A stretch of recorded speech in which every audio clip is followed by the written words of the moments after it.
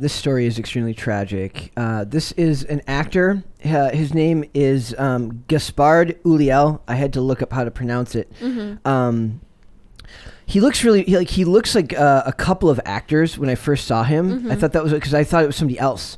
But he passed away. He was 37. He was only 37 years old. He had a skiing accident in the south of France. He was on holiday, and he's a French actor. And I bring this up because one.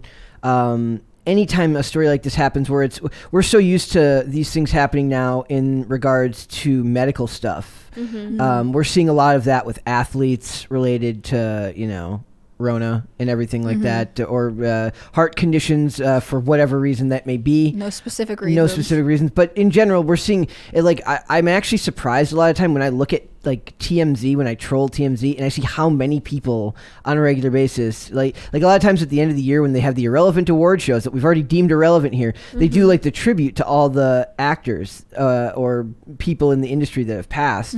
And of course, people pass every day, but something like this is just, it kind of hit home because what it made me think about was, I don't remember if it was you or if it was you that was here and we were talking about The Dark Knight. And Heath Ledger had passed right before that movie had come out. Right. And this character is literally about to come out. He plays a character in the upcoming series Moon Knight, which me and Miracle just talked about yesterday. Yeah, he died 2 days after the trailer came out. Yeah, so that's extremely, it's almost like it feels the same as it did in that way. And I hate to make it all about business, but I do wonder sort of what will happen to the series and how this will impact sales. I mean, tragically it could drive up interest in the movie, you know? It's I think it will. It's unintended press coverage, and that's sort of morbid and cruel to say, but it is a reality. There is a long, I've usually held that belief that as good as I believe the movie The Dark Knight is, it's not even my favorite in the trilogy. I believe that a lot of that mystique that was built around it came from the fact that Ledger had passed just prior to the movie coming out. And there was a lot of rumors early on that it was due to because he died of an overdose of sleeping pills and hydrocodone, if I remember correctly. I know it was an overdose, I just don't know what one. And a lot of people are saying that he was taking those medications because of how deep into the role he got playing that character. I think that has since been proven to be incorrect, that he had always struggled with. I think he had always struggled, from what I understand. I mean, he was considered a method actor, and so that can involve a lot of immersion into a character, but it'll be interesting to see how. I actually don't even know what the story of Moon Knight is. I don't know if I can say this, but I saw the story, maybe you'd already seen it and sent it to you, because I've been doing this podcast and now I feel attuned. Yes. Whenever anything Marvel comes out, it's like if there's a foreign language and you recognize one word, I'm always like, okay, this could be for them.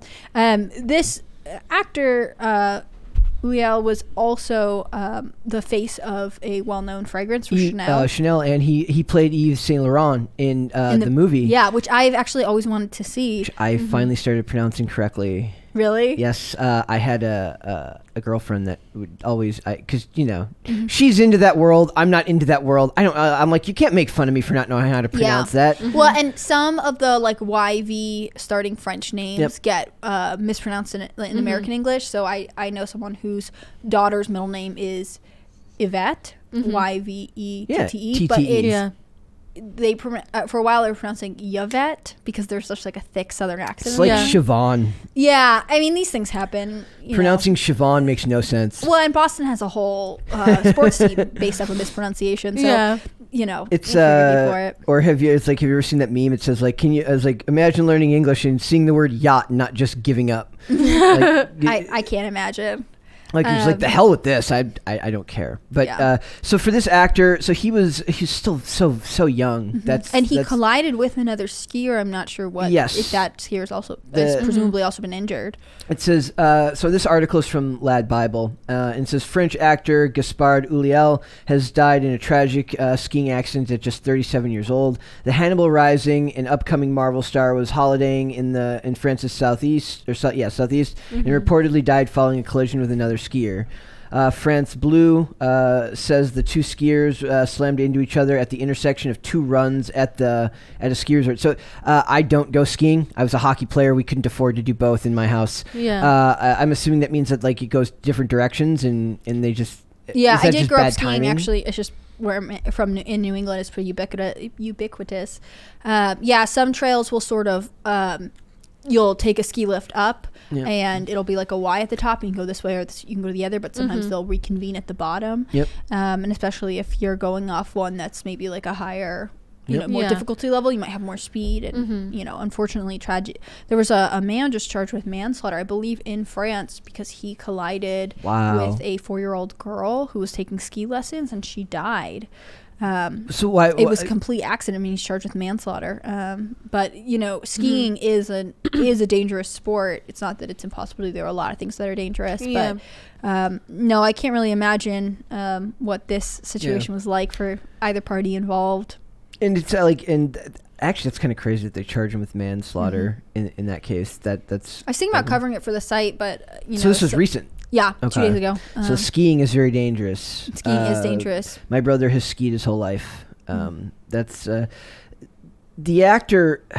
Hannibal Rising was the main American credit that he had, and that's a movie that I didn't really. I think I saw, but have no, because I just remember that they made a Hannibal Lecter movie in the mid 2000s. My most recent memories, aside from the original Silence of the Lambs, is from the show Hannibal with Hugh Dancy and Mads Mikkelsen. But this actor is he's more famous in France. But the character he's playing in Moon Knight, he's in all 6 episodes, so he's fairly. So it's a mini series. It's a mini series, so he's fairly significant. He wouldn't be playing the lead villain because the lead villain is being played by Ethan Hawke. Do you know who he's playing? I always forget the name of the character. I had it in my notes here, but the character he's playing, if I remember correctly, it's like a bank. He's a stable, but he's not the lead. He's not the lead. He will likely be a secondary. Because without Heath Ledger, I mean, with Batman Trilogy, again, you're more of an expert than I am. I do really like The Dark Knight. You just bring on the next villain. I mean, villains don't always come back in superhero movies. With this one, I guess they could write him out. Do you recast him? Other shows have had this issue in the past, right? What I'm seeing with most of these shows is I don't think most of these are expecting to get a second season. At least not from what I can see. They're kind of throwing what's out there and seeing what's going to get picked up. Yeah, like WandaVision might get a second season, but I'm not sure if I'm perusing this real quick. WandaVision that has Mary-Kate and Ashley Olsen's younger sister. Yes, Elizabeth and Olsen. Mary-Kate Olsen was supposedly the person who found Heath Ledger, who died before Batman. Yes, that is true. Just a whole full circle connection. Midnight Man. Midnight Man is the name of the character, and in this, he's like he robs museums, and in this, the main character works in a museum, so that's part of it. So to me, it's just I think it would have had like a crazy effect if this had happened to like Ethan Hawke just before this happened, but I don't know if it'll be on the same level. I think in a lot of ways we're so desensitized to most of these types of tragedies now. It's really sad. Yeah. But my hope is that it doesn't end up overshadowing just this, the how sad what's going on is, right? Like people are going to be drawn to turning this into more than it is for the series and not for the actor. Right. It's going to become about what it does for the television show, and it's going to become less and less about what it means to the actor, his family. And I imagine that's not really their choice. Like, say the family doesn't want this to be publicized, they don't have a choice in the matter. No. I mean, presumably because he was an actor, he wouldn't want his last work to be pulled because he died. What I think But I don't think the family will want it to be made all about him passing, because that does him no... That's not fair to him. I think what'll be interesting to see, and I can't imagine being in this position, is if you're a critic or you guys might have to do this in some respect. If you watch the show and you're giving a professional review of it, how do you treat, I don't want to speak ill of the dead, but what if he did a bad job? What if we don't like his character? Do we feel, I wonder how, again, this is from the writing editorial perspective, but like what decisions will they make behind doors in a way to respectfully stay true to reviewing the work while also being respectful of someone who has died kind of tragically. Very difficult to look at it dispassionately. The hope, sadly, the hope would be that he's either really, really good and then you speak praises to it, but then you don't want to overdo it because then it looks like you're doing so. And will we give him more credit because he's gone now? Yes, but also like almost the best case scenario in a lot of these things is that it's just that you, if you're reviewing it, is to focus on the other characters and try to do it as evenly and emotion as void of emotion as you can. But these are emotionally driven art forms, right? Yeah. So they're designed to make you feel something. So well, and very if he hard. was the best one, if he's amazing in the show, it's more of it adds to the tragedy. Exactly. And we won't be able to get more of him. Exactly. I mean, in the same way that people praised Heath Ledger, Heath Ledger was posthumously awarded best supporting actor for his role that in role. Batman. I mean, I think the first time any superhero movie had won any type of award for anything like that. which So- arguably, it was an incredible performance. Yep, and that's what I'm saying. Like, so the fear here for me is that it becomes about turning this into some type of mythology around the role in the show, and I don't want it to do that because I feel like that does a disservice to it. I wanted to make this about the fact that this is very sad and what has happened, and I want people to stay focused on the fact that this guy was an up-and-coming, very talented actor. He's the face of Chanel, like you said, right? Blue for Chanel. So he had all the opportunities coming to him, and his whole life in front of him, and a tragic accident brings an end to it, and you just have to find a way to handle it in a mature and respectful way. But I felt like not talking about it would also be. No, I mean, I think it's okay to talk about. He's not. I'm weird about this type of stuff. I didn't know how to address it because it is relevant. Because we're going to review the show, and then what are we supposed to just ignore it when it comes up? Like, you can't really do that. Like, you could say who the actor who tragically passed, but it feels like you're leaving an elephant in the room if you don't address it at least a little bit further. Acknowledging. Yeah. I mean, the other thing is we can't ignore tragedy in life.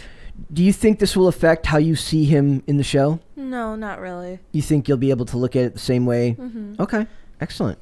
Yeah, because for me, I know it's kind of morbid to think about it, but for me, if a actor does pass away, for me, I don't really care. I just watch what I need to watch, and then I just review it. But if the actor is still alive and they're a shitty person, not to speak ill of the dead, I will judge them. But if they're passed away, I don't really care. I'm not trying to sound like I'm really mean about it, but for me, I just don't care. Okay. For it. Again, rest in peace. I did like his I like his role in Hannibal Lecter in Hannibal Rising. I love the Hannibal series.